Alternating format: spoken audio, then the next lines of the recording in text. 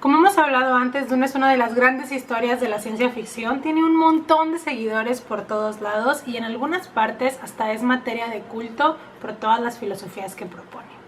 ¿Qué me pareció a mí la historia? Vamos a ver.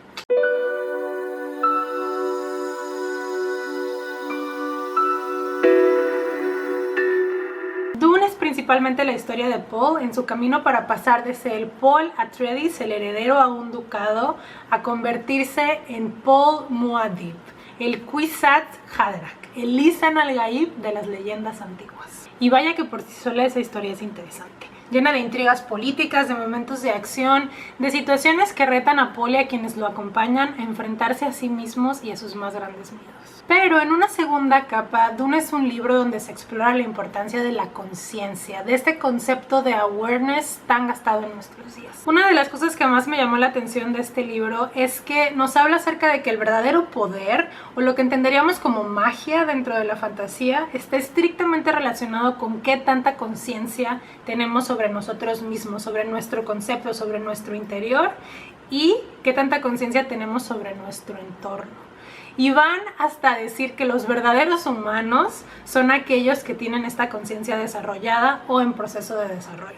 Y tienen una prueba y todo para comprobar que esto está pasando o no. La hipótesis es súper sencilla. A mayor conocimiento de ti mismo, mayor control sobre tus habilidades y una mayor capacidad de análisis y de acción sobre el ambiente. La mente, la capacidad de observación hacia nosotros mismos y hacia los demás, se vuelve nuestro mejor aliado, haciéndonos capaces de reducir nuestras necesidades biológicas a un mínimo, de procesar grandes cantidades de información en segundos y hasta de manipular sin la opción de resistirse a los demás. Todo este tema en nuestros días puede parecernos cada vez más cotidiano. Hay un montón de publicidad en todas las redes sociales acerca del awareness, del aquí y el ahora, del estar presentes, del tomar conciencia, del sentarnos y respirar y meditar para que cada vez tengamos un mayor control sobre nosotros mismos. Pero en 1965, que fue cuando este libro se publicó, eran temas que apenas estaban empezando a tocarse y a desarrollarse en el área de la psicología. E incluso muchas veces eran vistos como puro esoterismo o como puras locuras y no estaban muy tocados dentro del ámbito científico. Tienen personajes femeninos fuertes y muy bien construidos, que si bien no es perfecto porque siguen estando en función de un hombre, en la mayoría de las veces o de las situaciones en las que las vemos moverse, el simple hecho de que sean tan importantes para la construcción de la historia les da un papel que no se había visto mucho en el género, ni en la literatura, ni en las historias que se estaban contando en la época. Como les iba diciendo antes de que se acabara la pila y tuviera que cambiarla, el final del libro también refuerza mucho la importancia del papel de la mujer dentro de las historias, la importancia de su voz, de lo que pueden ofrecer y de el poder constructor que tienen dentro de la sociedad y dentro de lo que se desarrolla en la cultura. Hay una letanía que quiero compartirles que es del grupo de las Bene Gesserit, que es este grupo político de mucha importancia dentro del universo de Dune que está conformado por mujeres. Aparte de que creo que esta letanía es algo que todos deberíamos de aprendernos o tener a la mano en todos los momentos de nuestra vida, creo que engloba muy bien lo que les menciono acerca de esta filosofía de la conciencia o del awareness. Yo desde que lo leí, lo escribí en mi diario, si lo podemos decir así, y en mi celular para poderlo tener a la mano para cuando lo necesite, que créanme es más de las veces que uno pensaría. No conoceréis al miedo. El miedo mata la mente. El miedo es la pequeña muerte que conduce a la destrucción total. Afrontaré mi miedo. Permitiré que pase sobre mí y a través de mí. Y cuando haya pasado, giraré mi ojo interior para escrutar su camino.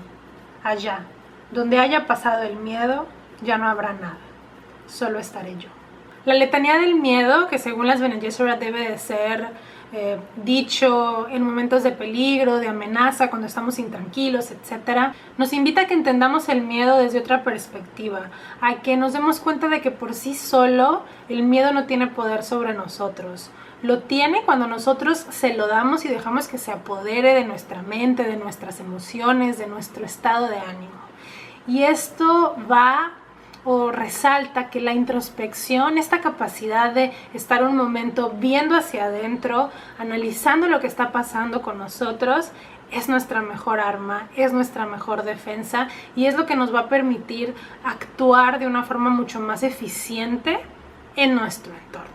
Hay dos cosas que no me encantaron, pero la neta es que es meramente un gusto personal porque tienen todo el sentido del mundo dentro de la historia que están contando y dentro de la época en la que se escribió la historia. El primero de ellos es un narrador, que es un narrador en tercera persona omnisciente, que cada vez vemos menos en la literatura, especialmente en los libros de fantasía y de ciencia ficción, al menos un narrador tan completamente omnisciente.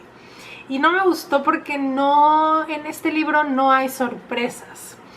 En el sentido de que desde las primeras páginas tú sabes cuál es el complot, por así decirlo, porque estás viendo la historia desde los dos principales antagónicos. Tenemos a los Atreides, que son la familia de Paul, y tenemos a los Harkonnens, que son los enemigos jurados de los Atreides.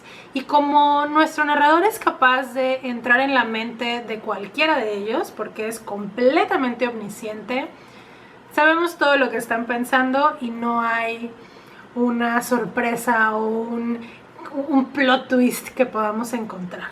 Y el segundo es el cambio de Paul, que entiendo completamente porque no podría ser de otra manera, que empieza siendo un humano, no común y corriente, porque desde el principio lo vemos como un humano con habilidades extraordinarias, pero un humano carismático, que está aprendiendo, que se equivoca, que lo vemos en situaciones de dificultad en las que duda, en las que tiene miedo, etc., a pasar a ser el Lisan al-Gaib, el Kwisatz Haderach, que prácticamente no es un dios totalmente, pero tampoco es un humano. Entonces Paul pierde mucha de su humanidad y esto hace que se desconecte de cierta forma de nuestra realidad o de la forma en la que un humano actuaría. Pero la neta es que lo entiendo completamente, porque al tener una conciencia tan plena y tan completa, eso te cambia. Y al ser la única persona que tiene esas habilidades tan potencializadas,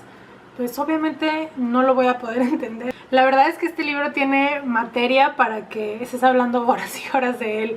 Tiene muchos pasajes que te invitan a la reflexión, que te hacen pensar, que yo tengo escritos para poder ir meditando de poco a poco porque es mucha información.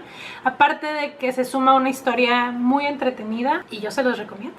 Déjenme en los comentarios si ya lo leyeron, qué opinan de la historia. Ya saben que a mí me encanta el que podamos compartir ideas que sean o no iguales a las mías. Creo que esa es la belleza de la literatura, que cada quien puede entender lo que quiere y puede sacar 1000 cosas diferentes de las palabras escritas. Y si no, si les interesa leer la historia, que es lo que más les interesó. Nos vemos en el próximo video. No se les olvide suscribirse. Bye.